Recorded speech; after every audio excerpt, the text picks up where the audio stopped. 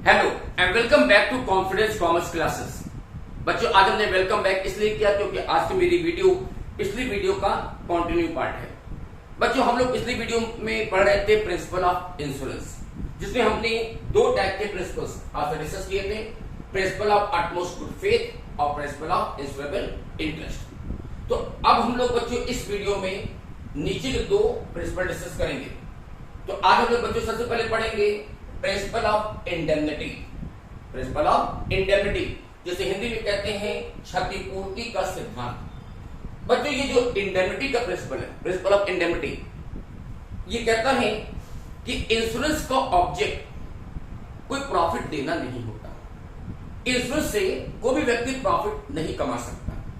Insurance का object होता है केवल लॉसेस को कवर करना, यानी जितना आपको लॉस हुआ है केवल लॉस को कवर करने के लिए इंश्योरेंस कंपनी आपको क्लेम देती है, और कोई भी व्यक्ति इंश्योरेंस से प्रॉफिट नहीं कमा सकता।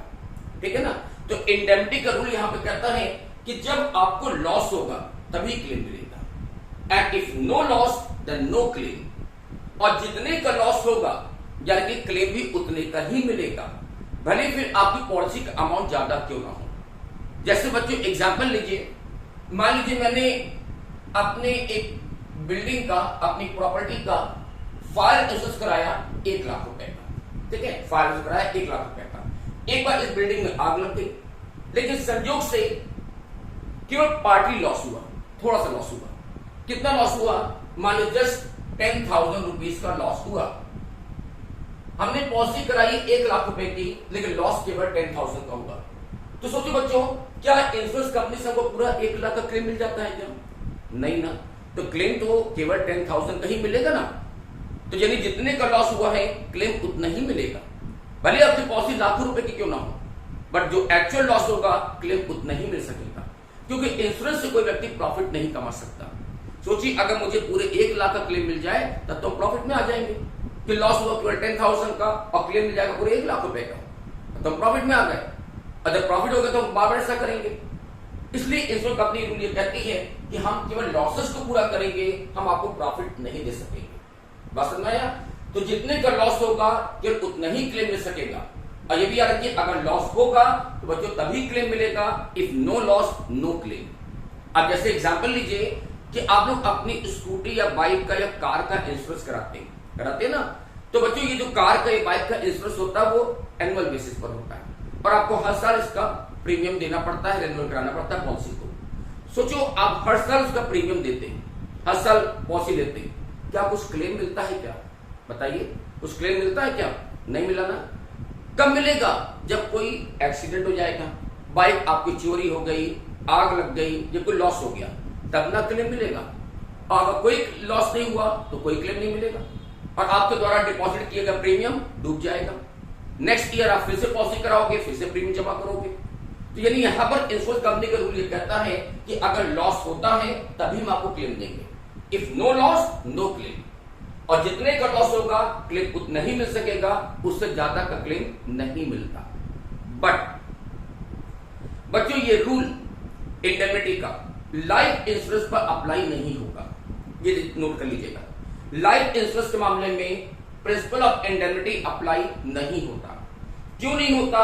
क्योंकि बच्चों लाइफ की जो वैल्यू है वो इनफाइनाइट होती है, और लाइफ की वैल्यू को मेजरमेंट करना पॉसिबल नहीं है। सोचिए, हमारी लाइफ हो या आपकी लाइफ हो, लाइफ की कोई वैल्यू होती है क्या? 1 लाख, 2 लाख, 10 लाख, 20 लाख, कितनी वैल्यू है? तो लाइफ की वैल्यू तो अनमेजरेबल है, वो इनफाइनाइट है, उसको कभी मेजरमेंट कर ही नहीं सकते।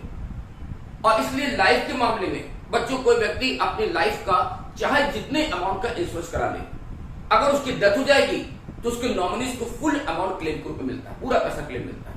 मान लीजिए मैंने अपनी लाइफ का सपोज करिए 500 करोड़ रुपए का इंश्योरेंस करा लिया, तो अगर मेरी डेथ हो जाएगी तो मेरे नॉमिनी को पूरा 500 करोड़ मिलेगा, एक पैसा वहां कटेगा नहीं, क्योंकि लाइफ की जो वैल्यू होती है बच्चों वो इनफाइनाइट होती है, अनमेजरेबल होती है। तो लाइफ के मामले में ये रूल अप्लाई नहीं होगा।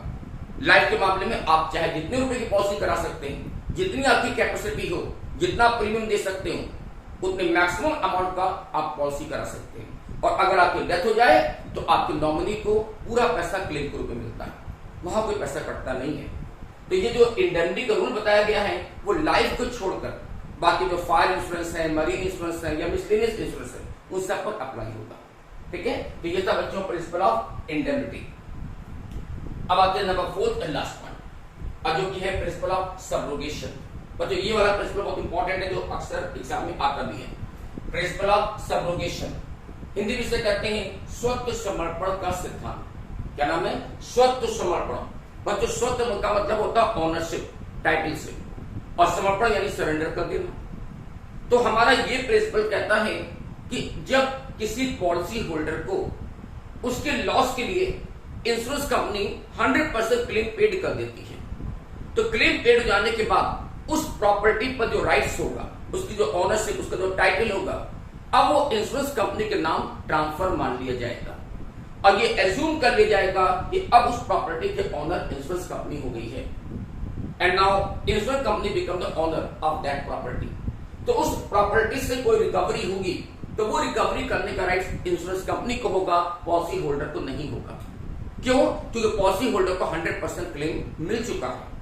बच्चों अभी हम लोग ने पढ़ा था कि इंश्योरेंस का ऑब्जेक्ट कोई प्रॉफिट देना नहीं होता, वो केवल लॉसेस को पूरा करता है। तो सोचो बच्चों, अगर किसी प्रॉपर्टी में कोई लॉस हुआ और आपको पूरा क्लेम मिल गया, जितने का लॉस उसका पूरा क्लेम मिल गया, उसके बाद सोचो उस प्रॉपर्टी से अगर आप कुछ रिकवरी भी कर ले, तब तो आप प्रॉफिट पर आ जाओगे ना, कि लॉस का क्लेम भी पूरा पा गए, उसके बाद रिकवरी भी आप कर रहे हैं। तो इसलिए इंश्योरेंस कंपनी कहती है कि जब आपको पूरा क्लेम मिल गया तो आप गेट आउट हो जाइए। अब उस प्रॉपर्टी के मामले में जो भी रिकवरी होनी है या जो भी रिकवरी होगी, वो रिकवरी करने का राइट्स अब इंश्योरेंस कंपनी का होगा। अब उस प्रॉपर्टी पर जो टाइटल है, जो ओनरशिप है, वो इंश्योरेंस कंपनी की मान ली जाएगी और ये एज्यूम कर लिया जाएगा कि पॉलिसी होल्डर ने अपना टाइटल, ओनरशिप इंश्योरेंस कंपनी के नाम ट्रांसफर कर दिया है, and now the insurance company become the owner of that property. बात समझ में आया? और ये ओनरशिप और टाइटल इंश्योरेंस कंपनी को बिल्कुल वैसे ही मिलेगा जैसा कि लॉस होने के पहले ओनरशिप पॉलिसी होल्डर के पास था। तो जैसा टाइटल पॉलिसी होल्डर के पास था, वैसे ही टाइटल अब इंश्योरेंस कंपनी को मिलेगा। और कोई भी रिकवरी होगी तो इंश्योरेंस कंपनी रिकवरी करेगी, पॉलिसी होल्डर नहीं कर सकेगा। अब जैसे एग्जाम्पल है बच्चों, मान लीजिए आपने अपनी बाइक का इंश्योरेंस कराया। एग्जाम्पल लो, आपने अपनी बाइक का इंश्योरेंस कराया, एक बार क्या वो बाइक आपकी चोरी हो गई, आपने एफआईआर किया, जो फॉर्मेलिटीज थी सारी किया, पर कोई फायदा नहीं मिला, बाइक आपकी चोरी हो गई। तो फिर आपने क्या किया? अल्टीमेटली उसका आपने इंश्योरेंस किया था, क्लेम लॉन्च किया। इंश्योरेंस कंपनी वाले ने आपको पूरा क्लेम पेड कर दिया, 100% जितने का लॉस था उतना पूरा आपको क्लेम मिल गया। तो क्लेम मिल गया ना आपको, अब आप बाहर हो जाइए, गेट आउट हो जाइए। अब सपोज करिए बच्चों 5 साल बाद वो चोर पकड़ा गया और उसके पास से वो बाइक बरामद हो गई। तो अब सोच के बताओ वो बाइक कौन रखेगा? क्या आपको वापस मिल जाएगी? क्या नहीं ना। वो बाइक कौन ले जाएगा? इंश्योरेंस कंपनी ले जाएगी।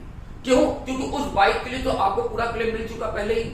तो अब उस बाइक की अगर बरामद होती है तो बाइक की ओनरशिप किसकी मानी जाएगी? इंश्योरेंस कंपनी की मानी जाएगी, और इंश्योरेंस कंपनी अब उस बाइक को लेगी, आपको नहीं मिल जाएगी। बात समझ में आया? इसी को बोलते हैं प्रिंसिपल ऑफ सब्रोगेशन।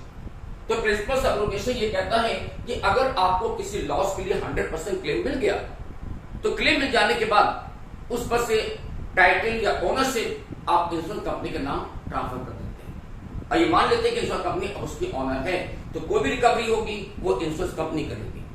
फिर से एग्जाम्पल लें बच्चों, मान लीजिए मैंने अपनी बिल्डिंग का फायर इंश्योरेंस कराया था, ठीक है। इस बिल्डिंग में आग लग गई और पूरी बिल्डिंग जल के राख हो गई, तो जितना मुझे लॉस हुआ, सपोज करिए इंश्योरेंस कंपनी से उतना पूरा क्लेम हमको मिल गया। तो क्लेम मिल जाने के बाद इस बिल्डिंग पर से हमारा राइट्स खत्म। याद रखना बच्चों, लैंड हमारी है, लैंड हमारी रहेगी, उसका कोई प्रॉब्लम नहीं, लैंड का टाइटल हमारे पास रहेगा। लेकिन जो बिल्डिंग थी, वो बिल्डिंग के लिए जो हमको पूरा क्लेम मिल चुका है, तो उस बिल्डिंग पर से राइट्स हमारा खत्म हो गया। तो अब उस बिल्डिंग में से कुछ भी कोई स्क्रैप वगैरह निकलता है, कुछ जला कुछ सामान निकलता है, तो उसकी रिकवरी करने का राइट्स इंश्योरेंस कंपनी को होगा, मुझे नहीं होगा, क्योंकि मुझे तो पूरा क्लेम मिल गया ना।